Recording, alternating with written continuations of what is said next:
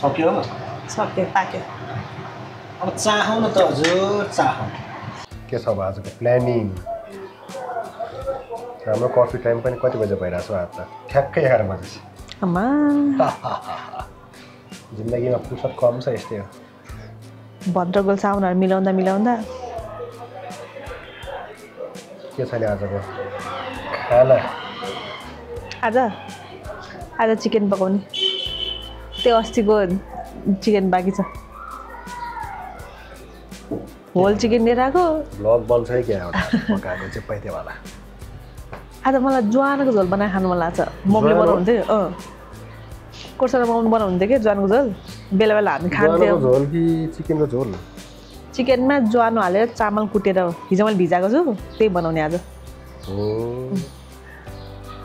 हल्का फुल्का हालिदिनु पर्ला अब भन्नुपर्छ आज पनि अब जे पाइ त्यही कुकिङ भयो भन्नेवाला छ दिनचर्याको त्यो त नामै कस्तो छ हौ नखाउँ लाग्छ ज्वानोको झोल भने औषधिहरू जस्तो छ त मलाई चाहिँ बेला बेला मनपर्छ क्या बेला बेला हामी खान्थ्यौँ ज्वानो त गर्मी गर्ने हो त्यसो खान्थ्यो तर हाम्रो चाहिँ यहाँ बेला बेला पकाउनु हुन्थ्यो मम्मीले खाँदैन हुन्थ्यो मिठो लाग्छ ल ठिक छ त्यसले आज अब एकछिनमा हल्का फुल्का गुड टु गो बनाउने चाहिँ के ज्वानो चिकन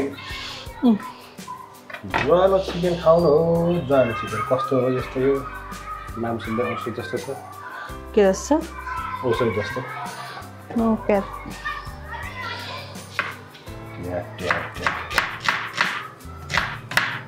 मेजरले गरेर नबोलिकन गर्नुपर्छ या त कस्तो अप्ठ्यारो फिल हुँदो रहेछ अस्ति यहाँ त भएर स्कुलमा पनि कहिले गीत बजाइदिन्छ कहिले बच्चा पढाउँछ है त्यो सङ यहाँ चाहिँ अलिकति स्कुलले चाहिँ हल्का डिस्टर्ब हान्छ हामीलाई चाहिँ यसलाई पिन्नुपर्ने केही छ अहिले चामल म पिन्ने गर्छु नि त चामल पिन्नुपर्छ तलगी राख्नुपर्छ नि त कपडा मासु त एउटा रेडी छ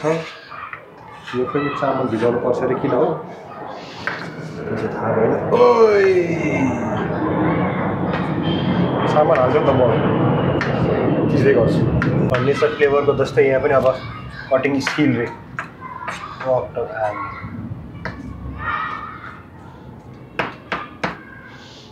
कडा के हो अलिक गोलबाट गिलो रहेछ त्यो त टमाटर खुर्सानी चाहिँ लामो गरेर काट्नुपर्छ क्या मजा आउँछ भन्नुहुन्थ्यो कि मम्मीले जब मुखमा पर्ने गाह्रो हुन्छ यो यसो गऱ्यो भने लुक्स पनि राम्रो देखिन्छ नि त अब यसरी अलिकति डेकोरेसन गरेर राख्नुपर्छ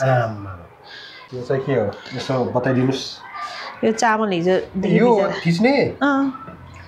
हिजै भिजेर बाक्लो हुन्छ क्या अब थोरै मात्रै पुग्छ फेरि बाक्लो पनि मजा आउँदैन खानुलाई आफूलाई चाहिँ त्यो बाक्लो मनपर्छ कोही बेला चाहिँ पातर उ त्यस्तो मनपर्छ यस्तो गर्ने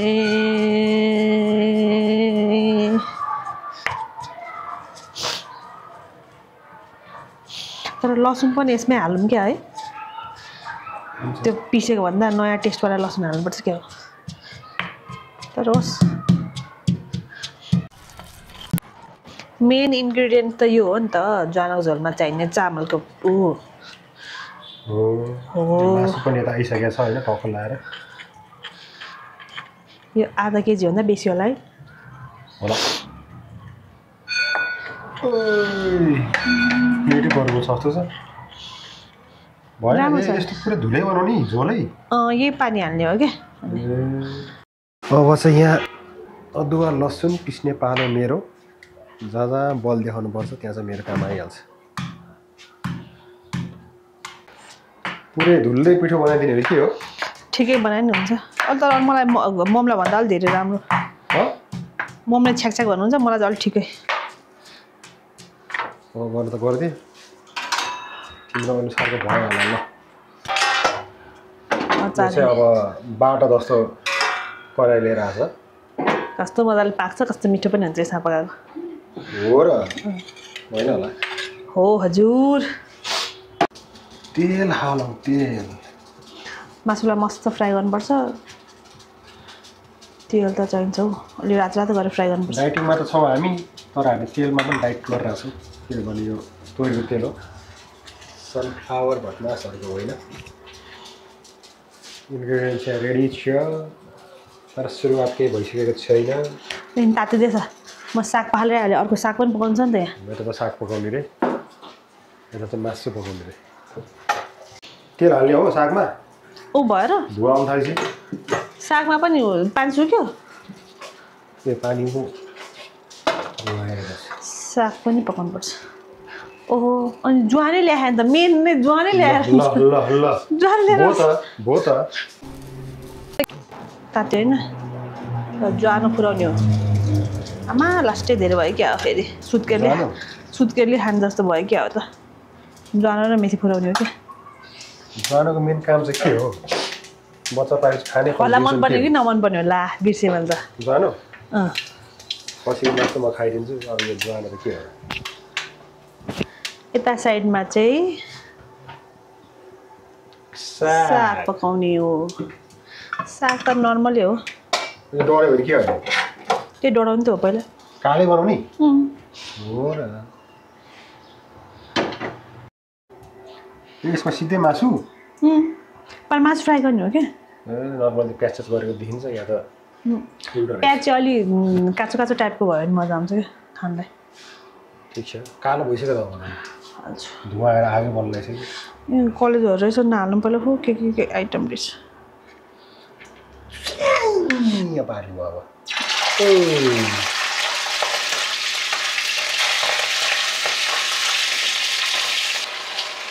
हेर्नु यहाँ विङ्स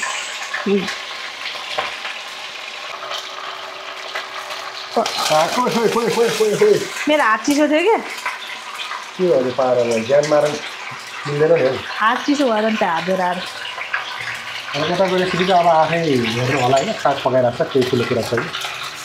मेन जस्तो कि यताको चाहिएको हो ज्वानो चिकेन भन्छ त्यो ज्वानो झन् फिलाइन फल्थ्यो नि के लाग्छ ज्वानो स्मेल अनि ज्वानो झोलमा अनि ज्वानो स्मेल आउनु पर्यो नि त पर ल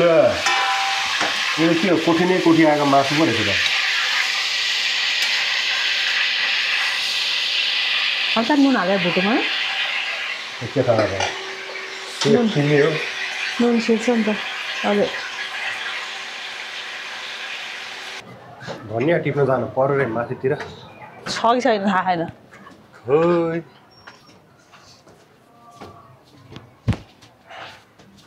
कतातिर धनिया सानो सानो छ क्या हो त्यो के लसुन हो लसुन हो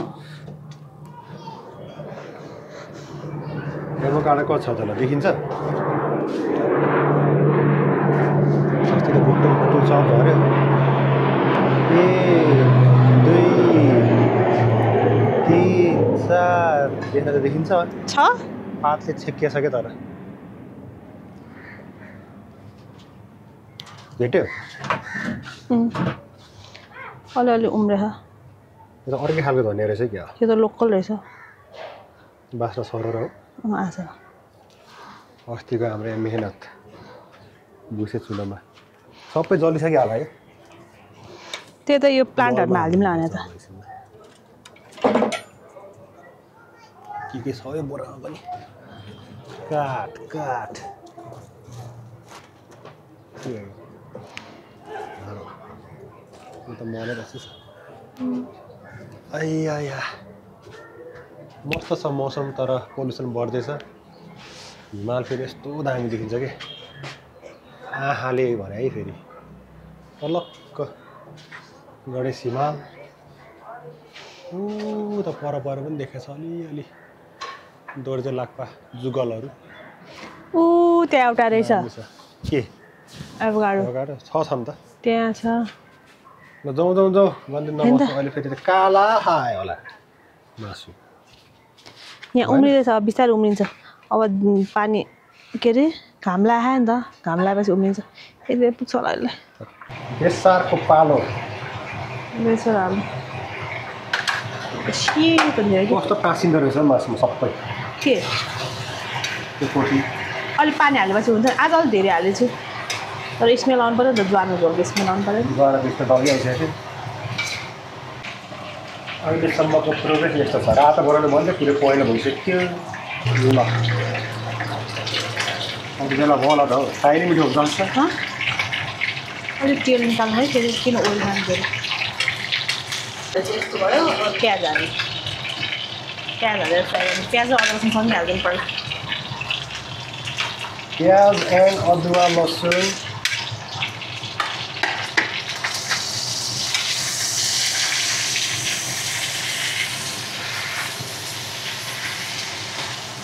फ्राई गरेर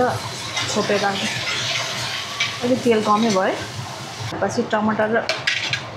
पनि हाल्नु सबै इन्ग्रेडियन्ट सक्यो त्यो हालेपछि अहिले लास्टमा त्यो हालेर मात्रै बनाउने हो क्या के अरे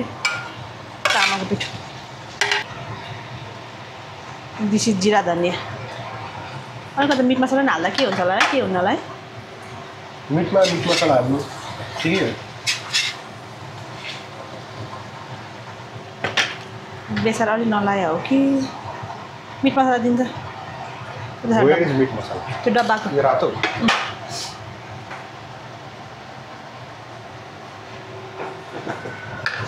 मिट मसला हालेर गोलबडा गलम एन्ड देन पानी हाल्ने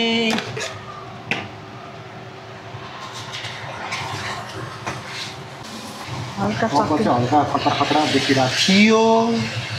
अब भन्नुपर्छ के अन्त पानी हालेपछि लुक सफ्टेन हुन्छ उसलाई फेरि त्यस्तो कलर मन पर्दैन फिक्का हुन्छ नि त फिक्का यो अहिलेको चामल बाक्लो भएछ क्या हौ पानी हालेर भक भक भक उमाल्ने एन्ड देन पाक्यो अनि खाने भोक लागिसक्यो हजुर एकछिन चामल यसरी पाएको छ नि पानी हालौँ ल यो चाहिँ अब फाइनल प्रोसेस पानी हाल्ने उमालिदिनु छोडिदिनु सक्यो हजुर हल्का चाहिँ अहिले चाख्नुपर्छ उमाल्नुपर्छ नि भक भक हो एकसम्म ठिक छ ठिकै होला हो योभन्दा पातलो पनि मिठो हुन्छ तर धेरै पातलो नगर्नु स्वादै नहुँदैन यो चाहिँ तर स्पेसल होइन चिसो मौसमको लागि क्या जाडो महिनाको लागि एकदम अब ज्यान खतरा हुने होला नि त तात्तिने होला ज्यान उम्मेद अलिकति घट्छ अनि ठिक हुन्छ आमा ज्वानो बेसी भएछ अघि त्यहाँ कलेजमा खाँदा ज्वानै जलाएर भातपछि ज्वारो आउनु आज ज्वानो लास्टै धेरै हालेको थियो क्या सक्यो सक्यो पाक्यो अब चाहौँ न त हजुर चाहौँ अब भातसँग खानु चाख्ने ठिक छ आप टङ्ग्री ले लो ओइ ओइ राम्रोसँग सर्भ गरौँ भने त यस्तै हुन्छ सर्भिस जिरो मलाई तपाईँको सर्भिस मन परेन डेकोरेट गरेर गरौँ भनेको त हड्डीवाला मासु छ उसको फेभरेट पहेटा बाइसेप्स अफ कुखुरो तर पर्यो हड्डी त्यो त नखाने एकैचोटि दुईवटा त कहाँ खान्छ चट्ट लगाएर एक लट पड्काइदिइहाल्नु जस्ट टेस्टिङ यस्तो बाक्लो बाक्लो पनि ठिक हुन्छ त झोल त हजुरलाई हाल्ने बाक्लै भनेर मलाई चाहिँ तर्लङ्गै ठिक लाग्थ्यो हो र तर्लङ्गमा हल्का टेस्टै नआएको फिल हुन्छ मलाई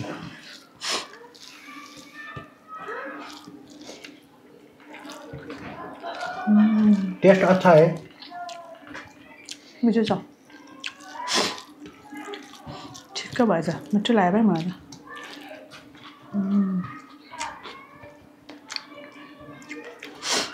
भाग्यले चाहिँ साथ दिएको मलाई खुवाउन लेखेर रहेछ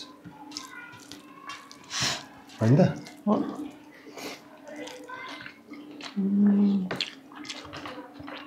मिठो छ हौ अब video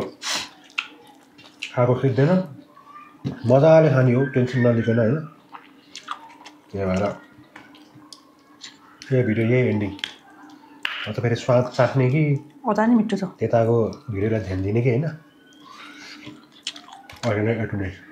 by by by by